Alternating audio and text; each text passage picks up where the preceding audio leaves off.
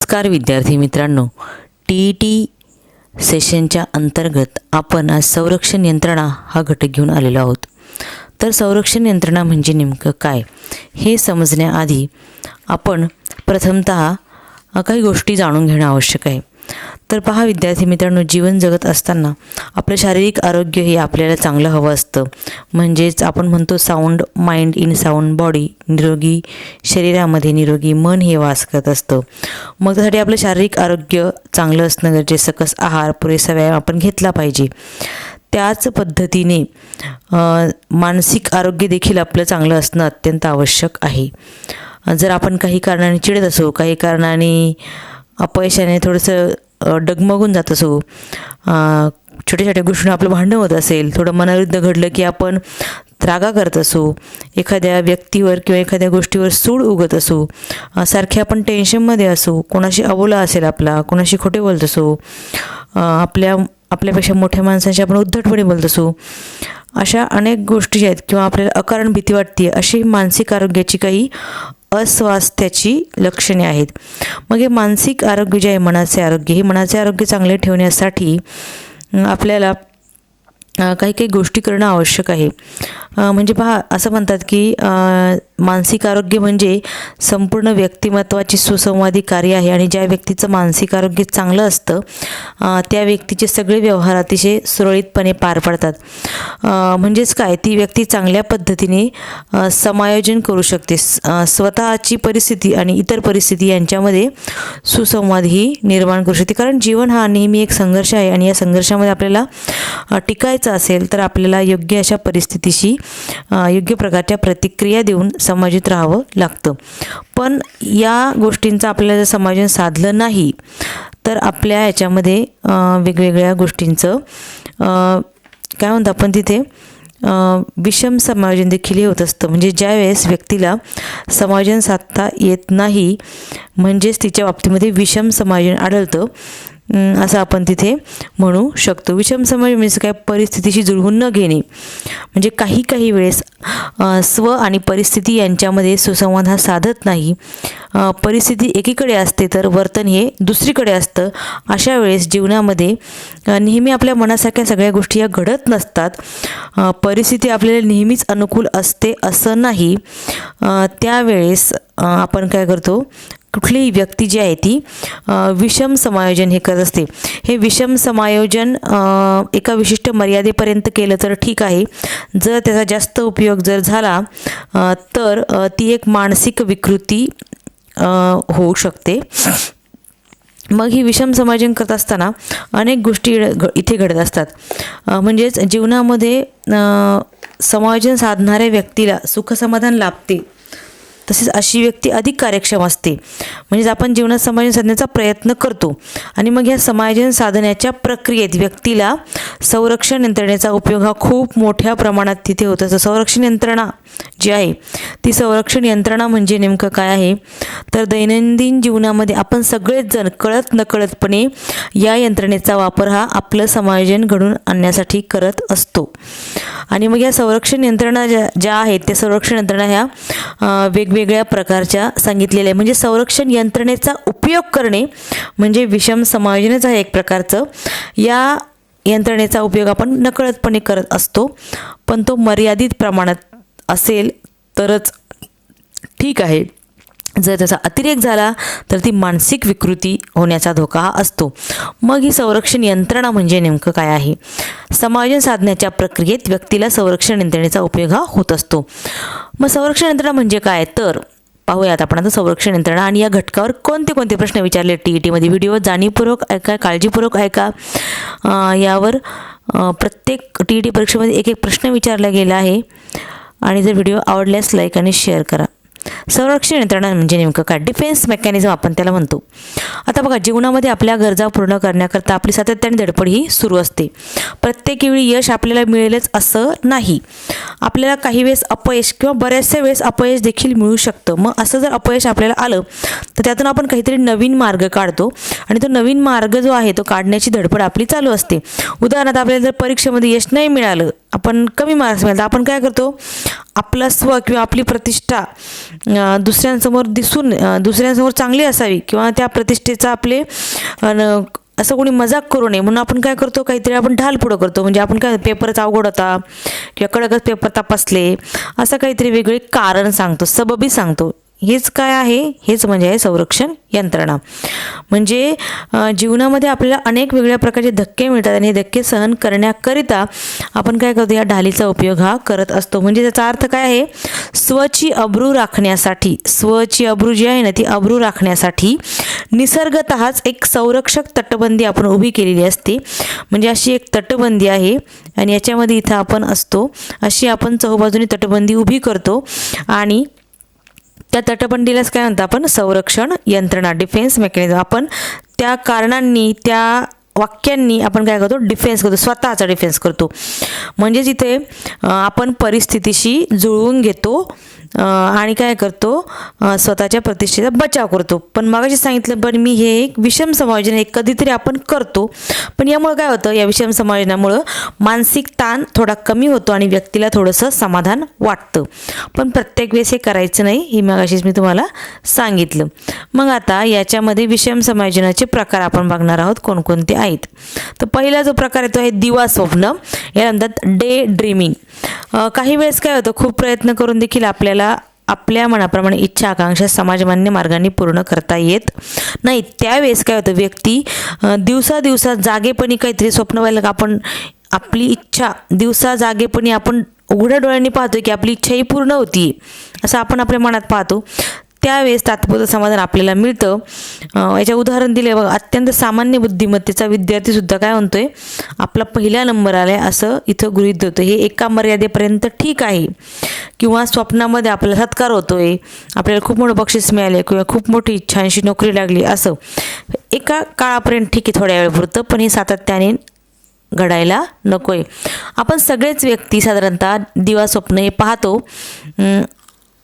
पण जर दिवास्वप्न खूप जर पाहिजे आपल्याला सवय लागली तर आपण वास्तव परिस्थितीला तोंड आपल्याला द्यायला अवघड तिथे जाणार आहे. म्हणून दिवास्वप्नांचा अतिरेखा टाळणं गरजेचं आहे. ही एक संरक्षण यंत्रणा सांगितलेली आहे. पुढची संरक्षण यंत्रणा पहा कोणती आहे, 2 नंबरची, नकारात्मक निगेटिव्हिजम.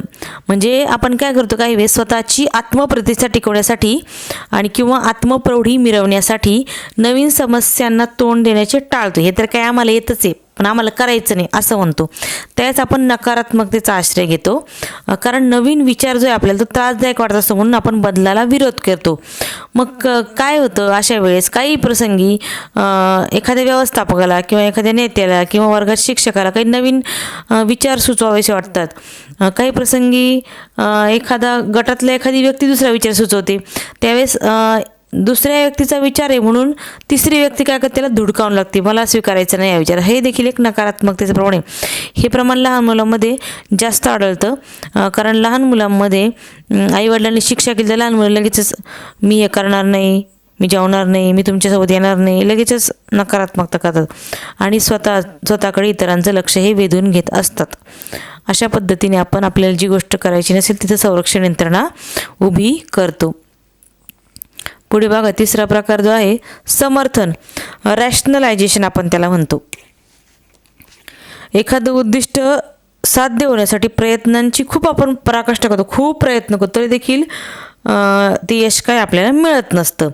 मग अशा वेळेस काय करतो आपण, स्वतःची अब्रू जपण्यासाठी किंवा स्वतःची प्रतिष्ठा जपण्यासाठी, तिचं रक्षण करण्यासाठी बाकीच्यांना पटेल असं खोटं कारण आपण तिथं सांगतो. मग अशा वेळेस काय होतं, याला काय म्हणतात समर्थन.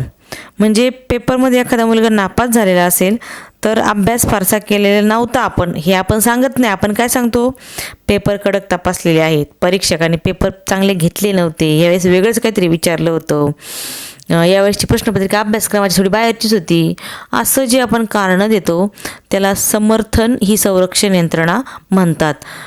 किंवा आपण जर आपल्याला एखाद्या कोर्सला खूप जावं असं वाटतंय, डॉक्टर व्हावं असं वाटतंय, इंजिनियर व्हावं असं वाटतंय किंवा चांगली सरकारी नोकरी पाहिजे असती, तर नंतर म्हणतो चला आहे ते बरं आहे असं आपण संरक्षण यंत्रणा आपलीच करतो. ही प्रत्येक व्यक्ती दैनंदिन जीवनामध्ये करत असते. मेडिकल कॉलेजमध्ये प्रवेश नाही मिळाला तर आपण म्हणतो डॉक्टर होऊन तरी काय करायचं आहे, किती काही डॉक्टर आहेत, नंतर इंजिनियर होऊन तरी काय करायचं, किती काही इंजिनियर आहेत, असं आपण जे म्हणतो ना, ही जी कारणं देतो ना, याला समर्थन असं म्हणतात. समर्थन ही संरक्षण यंत्रणा आपण आपल्याच भोवती आपला बचाव करण्यासाठी तयार करतो. म्हणजे आपण थोडं नैराश्यामध्ये असतो त्यावेळेस आपण ही तयार करत असतो. चौथा प्रकार आहे प्रक्षेपण ही संरक्षण यंत्रणा. काही वेळेस काय होतं, स्वतःचा दोष जो आहे तो आपण इतरांवर ढकलून देतो. म्हणजे इतरांवर प्रक्षेपित करून आपल्या मनाचे समाधान हे करून घेतो. म्हणजे याला प्रक्षेपण. म्हणजे याला एक मराठीमध्ये उत्तम अशी म्हण आहे बघा, नाचता येईना अंगण वाकडे. आपण काय म्हणतो, अंगणच वाकडं होतं म्हणून मला तर नाचता चांगलं येते, पण अंगण वाकडं असल्यामुळे मला नाचता येत नाही असं आपण म्हणतो. अशा वेळेस आपला दोष इतरांवर ढकलतो. आपण नाचता येत नाही आपल्याला, पण अंगणावर ढकलून दिले की अंगणच वाकडे, ही जी म्हण वापरतो ती प्रक्षेपणाचं उत्तम असं उदाहरण सांगितलेलं आहे. स्वतःला अपयश आलं की आपण त्याचा दोष दुसऱ्याला चिटकवण्याचा आणि आपण स्वतः निर्दोष आहोत हे सिद्ध करण्याचा प्रयत्न करतो. म्हणजे अभ्यासामध्ये मागे असलेला मुलगा काय करतो, त्याच्या अपयशाचं खापर कोणावर फोडतो, शिक्षकावर पडतो. अशा पद्धतीने एक तिथे सांगितलेलं आहे प्रक्षेपण हे संरक्षण यंत्रणेचं. त्यानंतर पाका आहे 5वी संरक्षण यंत्रणा प्रतिपूरण. आता हे उदाहरणं लक्षात ठेवा बरं का, या उदाहरणांवरच जास्त करून प्रश्न हे विचारले गेलेले आहेत. प्रतिपूरण काय होतं बघा, शारीरिक आणि मानसिक आपला एक कमी आहे आपल्यामध्ये, दुर्बलता आहे, त्यामुळे एखाद्या क्षेत्रामध्ये आपल्याला यश मिळवता येत नाही. तर व्यक्ती काय करते, दुसऱ्या एखाद्या क्षेत्रामध्ये ती यश मिळवण्याचा प्रयत्न करते. म्हणजे उदाहरणार्थ एखादा विद्यार्थी अभ्यासात जर कमी असेल तर तो खेळ चांगला खेळण्याचा प्रयत्न करतो, किंवा एखादा अभ्यासात कमी असेल त्याला लेखन चांगलं करतो, लेखक होतो, किंवा चांगला गायक होतो, वादक होतो, चांगला ॲक्टिंग करतो, अशा गोष्टींनी पुढे येण्याचा प्रयत्न करतो. आपल्यातल्या ज्या काही कमी गुण आहेत त्या गुणांचा वाऊ न करता आपल्यामध्ये जे चांगले गुण आहेत त्या चांगल्या गुणांचा जास्तीत जास्त विकास करून ती उणीव भरून काढण्याचा प्रयत्न करणे म्हणजेच काय, प्रतिपूरण. पूर्ण करायची ती गोष्ट दुसऱ्या मार्गाने. काही वेळेस प्रतिपूरण हे थोडं विकृत स्वरूपामध्ये देखील आढळतं. म्हणजेच काय होतं, आपल्याला असं काही बघा, सरकारी कर्मचारी किंवा व्यक्ती, आपण पेपरमध्ये बातम्या असतो, लाच वगैरे खाल्ली आणि पैसा खाल्ला, मग त्यावेळेस ती व्यक्ती अशी का वागते, तर इतरांचं पाहून वागते, किंवा प्रामाणिकपणे कष्ट करून पैसा मिळत नाही असं त्यांना वाटतं. मग त्यावेळेस इतरांचं बघतात ते काळा बाजार, लाचलुचपत याच्या प्रकार पैसा मिळवण्याचा प्रयत्न करतात. हा प्रतिपूरणाचा अयोग्य प्रकार आहे. लक्षात घ्या बरं का, अयोग्य प्रकार आहे. योग्य प्रकार कोणता आहे, एखादे गुण आपल्यात कमी आहेत ते टाळायचे, जे गुण चांगले आहेत त्याचा विकास करायचा, ही एक संरक्षण यंत्रणा आहे. त्यानंतर अनिवार्य बलप्रवृत्ती कंपल्शन. व्यक्तीकडून ज्यावेळेस एखादी क्रिया वारंवार घडते, ती क्रिया जर केली नाही तर आपल्याला एकदम अस्वस्थ वाटतं, आपली अस्वस्थता कमी होत नाही ती क्रिया केल्याशिवाय. ती क्रिया आपण का करतो याचं कारण पण आपल्याला काय सांगता येत नाही, पण करतो. याला म्हणतात अनिवार्य बलप्रवृत्ती. एखाद्या व्यक्तीला बघा सारखंच वेगवेगळ्या गोष्टी करण्यासाठी बोलता काहीतरी खांदे उडवायचे, किंवा काहीतरी लहानपणी पण आपल्याला वेगवेगळ्या कोणत्या सवयी असतात, आणि त्या सवयी जर खूप अतिप्रमाणात झाल्या तर त्याचा मानसिक आरोग्याला घातक असतात.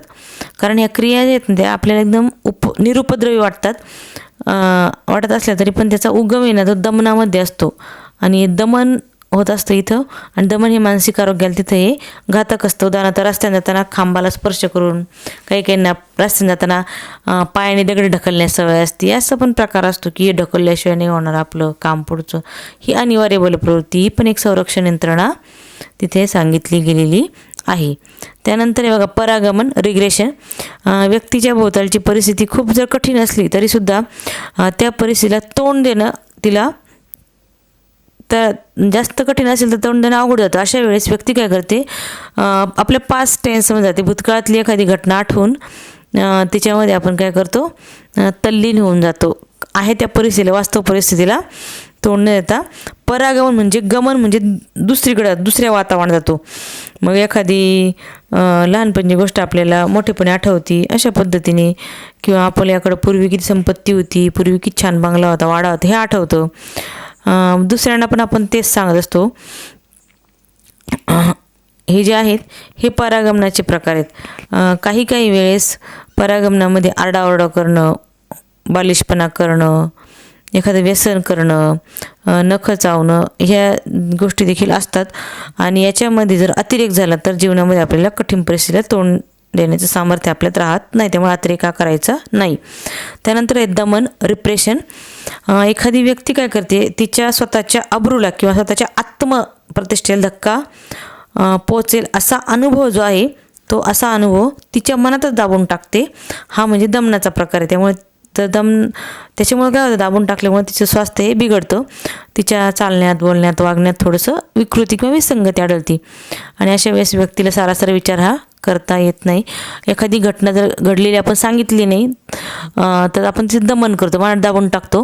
पण दमनामुळे तात्कालिक आपल्याला वाटतं सुटका झाली, पण जर दमनाचा अतिरेक झाला तर काय होतं, त्यामुळे मानसिक मनावर विकृत परिणाम होतात आणि मानसिक विकृती होण्याची शक्यताही जास्त असते.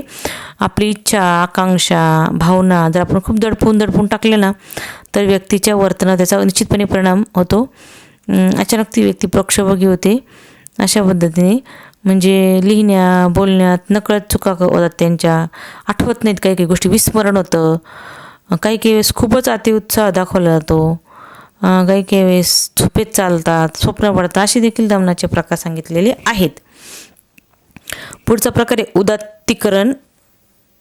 उदात्तीकरण आहे बघा. आता त्या उदात्तीकरणात काय सांगितलं आहे, सब्लिमेशन. ज्यावेळेस व्यक्तीला स्वतःला यश मिळत नसतं, उदात्तीकरणाचा काय अर्थ आहे, ज्यावेळेस आपल्याला इच्छा, आकांक्षा, आपल्या अतृप्त वासना आहेत काही, त्या आपल्या प्रत्यक्ष पूर्ण होत नाहीत. मग त्यावेळेस आपण काय करतो, प्रत्यक्ष त्याची पूर्ती करून न घेता व्यक्ती आपल्या वर्तनाला समाजमान्य वर्तनात दिशा देते.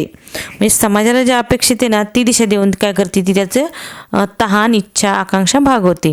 म्हणजे त्याला उदात्तीकरण. सपोज उदाहरणार्थ एखाद्या स्त्रीला अपत्य होत नसेल तर ती अपत्यहीन स्त्री काय करते, तिला अपत्य बाळ नाही, मग ती वेगवेगळ्या कॉलनीतल्या छोट्या मुलांना जीव लावणे किंवा नातेवाईकांमधल्या मुलांना जीव लावणे किंवा आणखी जे अनाथाश्रमातल्या मुलांना तिची जी प्रेमाची भूक आहे ती अशा पद्धतीने भागवण्याचा प्रयत्नही करत असते.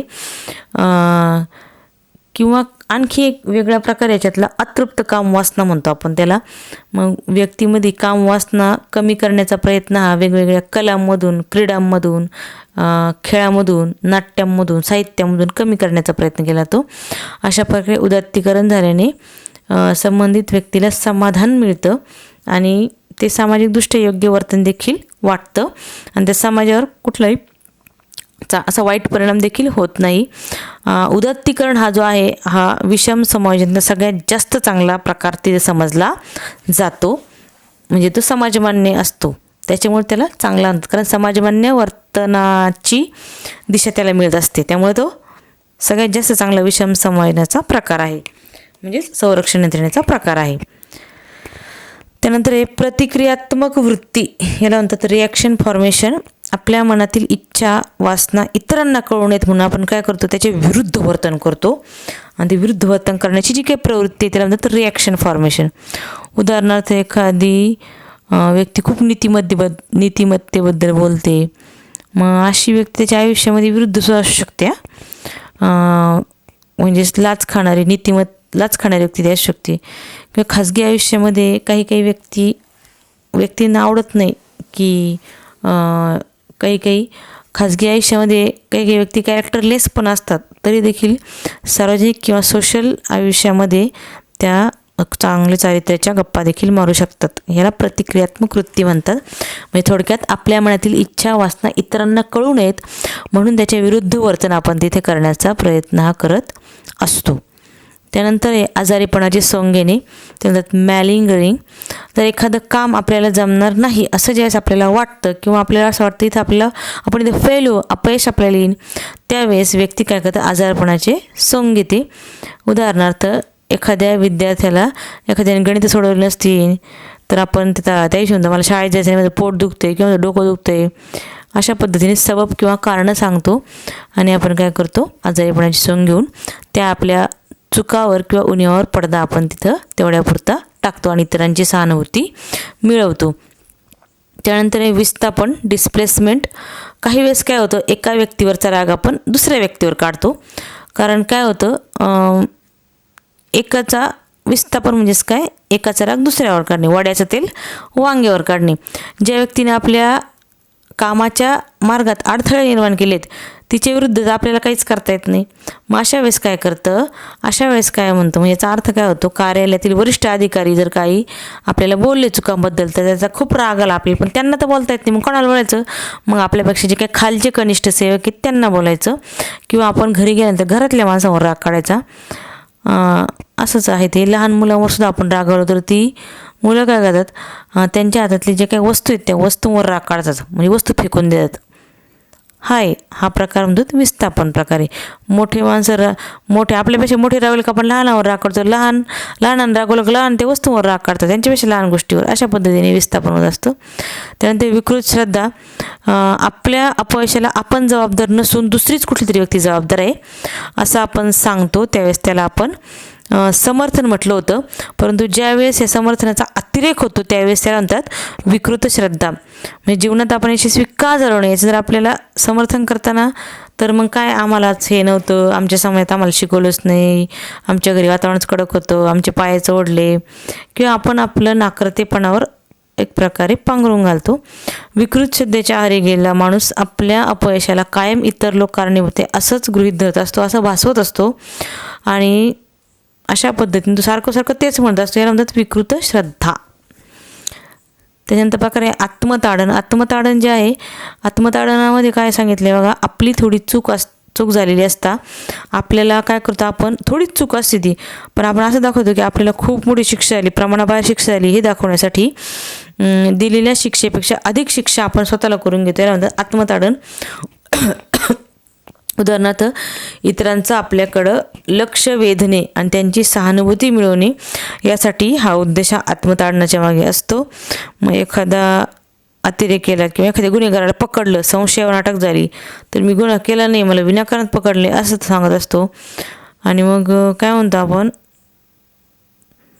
त्यावेळेस, मग आपण आम्ही हे करू ते करू, इतरांचं आपल्याकडे लक्ष वेधण्यासाठी आपण हे करत असतो.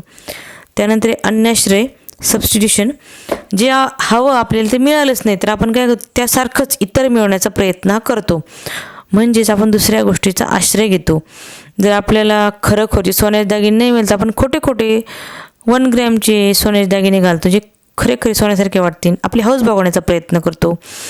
अशा पद्धतीने म्हणजेच काय, दुधाची तहान ताकावर भागवतो, याला म्हणतात अन्याश्रय, दुधाची तहान ताकावर भागवणे.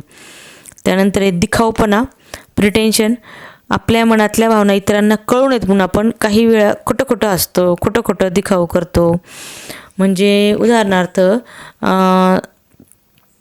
घरामधलं उदाहरण जर घेतलं तर सावत्र आई असेल किंवा सावत्र वडील असतील तर ते आपल्या दुसऱ्या सावत्र मुलाचं कौतुक इतरांना समोर करतात. काही लोक आतून खूप हे असतात पण समोरून खूप चांगलं दाखवतात. मग याला म्हणतात बगल में छुरी आणि मुंह में राम. अशी व्यक्ती जी असतात चोरी करून साधूचं सोंग घेतात, तो मी नव्हे असं इतरांना सांगण्याचा प्रयत्न हा करत असतात, असे आहेत. आणखी एक प्रकार याच्यामध्ये राहिलेला आहे, त्याला म्हणतात तादात्म्य. मला वाटतं तो प्रकार आपण डिस्कस नाही केला, पण मी तुम्हाला सांगते थोडक्यात. व्यक्तीला ज्यावेळेस स्वतःला यश मिळत नाही त्यावेळेस तो काय करतो,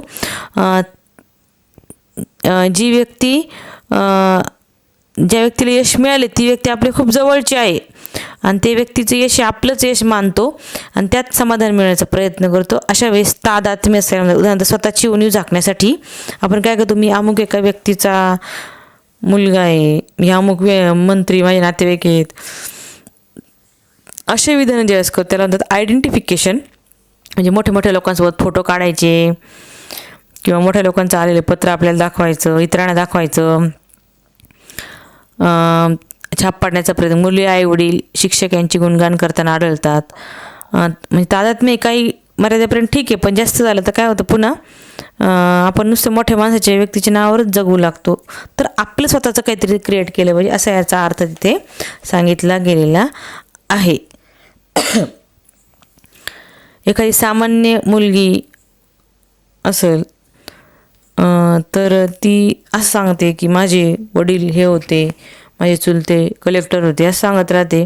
सांगून स्वतःची प्रतिष्ठा वाढवण्याचा प्रयत्न हा व्यक्तीकडून केला जातो. दुसऱ्या प्रसिद्ध व्यक्तीशी आपला संबंध जोडला जातो, याला म्हणतात तादात्म्य. तादात्म्य साधून आपले दोष झाकण्याचा किंवा प्रतिष्ठा वाढवण्याचा प्रयत्न हा केला जातो आणि समायोजन साधलं जातं. आलं लक्षामध्ये? आपण इथे 17 प्रकार पाहिलेले आहेत. व्यवस्थित व्हिडिओ पुन्हा एकदा ऐका. समर्थन, प्रक्षेपण, प्रतिपूरण, दिवास्वप्न, तादात्म्य, उदात्तीकरण पाहिलेलं आहे. त्यानंतर आपण पाहिले प्रतिक्रियात्मक वृत्ती, आजारीपणाचे सोंग घेणे, विस्थापन, विकृत श्रद्धा, आत्मताडन, अन्याश्रय, दिखाऊपणा. या प्रत्येक संरक्षण यंत्रणेमध्ये एखादी म्हण पण लपलेली आहे, त्याच्यावर पण प्रश्न हा विचारला जाऊ शकतो. आता प्रश्न बघा TETमध्ये कसे विचारले गेलेले आहेत. एखाद्या विद्यार्थ्याला अभ्यासात क्षेत्रात खूप यश मिळवता आले नाही तर तो एखाद्या खेळामध्ये नेत्रदीपक यश मिळवून स्वतःच्या अभ्यास क्षेत्रात आलेल्या अपयशाची भरपाई करतो. या उदाहरणातून खालीलपैकी कोणत्या संरक्षण यंत्रणेचा वापर केला दिसून येतो? 4 पर्याय: समर्थन, प्रतिपूरण, प्रक्षेपण, विस्थापन. अभ्यासात यश नाही मिळाले, खेळात मिळाले. याचं उत्तर काय आहे? प्रतिपूरण. प्रतिपूरण हे याचं उत्तर आहे. प्रतिपूरणचा अर्थ काय सांगितलात मगाशी मी? प्रतिपूरणचा अर्थ असा आहे की दुसऱ्या गोष्टीमध्ये पूर्तता करतोय. म्हणजेच आपल्या शारीरिक दुर्बलतेमुळे एखाद्या क्षेत्रामध्ये आपल्याला यश नाही आलं किंवा मानसिक दुर्बलतेमुळे यश नाही आलं तर आपण दुसऱ्या क्षेत्रामध्ये त्याची भरपाई करण्याचा प्रयत्न करतो. अभ्यासात मागे असलेला मुलगा खेळाचं मैदान गाजवतो. अभ्यासात मागे असलेला मुलगा लेखक होतो, गायक होतो, वादक होतो. अशा प्रकारे सुद्धा फिरून फिरून प्रश्नांची रचना ही केलेली असते. प्रतिपूरण म्हणजेच दुसऱ्या गोष्टीमध्ये आपण त्याची पूर्तताही करायची आहे. ठीक आहे. पुढचा प्रश्न पहा काय आहे तो. बड्या व्यक्तीबरोबर काढलेले फोटो, तिचे आपल्याला आलेले पत्र इतरांना दाखवून छाप पाडण्याचा प्रयत्न करणे म्हणजे काय? कोणती संरक्षण यंत्रणा आहे? कृतक, समर्थन, प्रतिपूरण, विस्थापन, तादात्म्य. अगदी सोपं उत्तर आहे याचं. तादात्म्य, आयडेंटिफिकेशन. व्यक्तीला जे स्वतःला यश मिळत नाही त्यावेळेस ते यश आपल्या जवळच्या व्यक्तीचं आहे असं आपण मानतो, त्यातून समाधान मिळवण्याचा प्रयत्न करतो, त्याला तादात्म्य असे म्हणतात. माझं उत्तर काय आहे? तादात्म्य. पुढचा प्रश्न पहा काय आहे. परीक्षेत नापास होणारा विद्यार्थी शिक्षकांनी नीट शिकवले नाही, शिक्षकांनी पेपर कडक तपासले असे सांगतो तेव्हा तो खालीलपैकी कोणत्या संरक्षण यंत्रणेचा वापर करतो? नकारात्मकता, प्रतिपूरण, प्रक्षेपण की विस्थापन? तर याचं उत्तर काय असेल बघा विद्यार्थी मित्रांनो? प्रक्षेपण याचं उत्तर आहे. म्हणजेच काय? आपण दोष देतोय. कोणाला दोष देतोय इथं? नाचता येईना अंगणाकडे. आपला दोष इतरांवर प्रक्षेपित करून आपल्या मनाचे समाधान करून घेणे म्हणजे प्रक्षेपण आहे. मग याच्यामध्ये आपण नापास झाले पण विद्यार्थी काय करतात? शिक्षकांनी नीट शिकवले नाही, पेपर आवड काढला म्हणजे शिक्षकावर ढकलून मोकळे झाले, याला म्हणतात प्रक्षेपण. अशा पद्धतीने दुसऱ्यावर ढकलतो त्यावेळेस प्रक्षेपण तिथं हे होत असतं. त्यानंतर बघा पुढचा. प्रतिष्ठा प्राप्त झालेल्या, प्रसिद्ध मिळालेल्या किंवा गुणसंपन्न अशा दुसऱ्या व्यक्तीची छान होऊन तिच्या सरस अशा गोष्टींचा तिचे आपले नाते आहे असं भासवणे. तोच प्रश्न आहे सेम. विस्थापन, प्रतिपूरण, तादात्म्य की कृतक संवाद? याचं उत्तर काय आहे? प्रतिष्ठा प्राप्त झालेल्या व्यक्तींसोबत काय करायचं आहे आपल्याला? तिथं तिच्याशी आपलं नाते असं भासवायचं आहे. याचं उत्तर काय आहे? तादात्म्य, आयडेंटिफिकेशन आपण तिथं दाखवण्याचा प्रयत्न करतो, आपली उणीव झाकण्याचा प्रयत्न हा करत असतो. ठीक आहे. तादात्म्य. अशा प्रकारे आपण इथे असे प्रश्न हे पाहिलेले आहेत. अशा प्रकारचे प्रश्न हे विचारले गेलेले असतात. तुम्हाला व्हिडिओ आवडल्यास लाईक, शेअर, सबस्क्राईब जरूर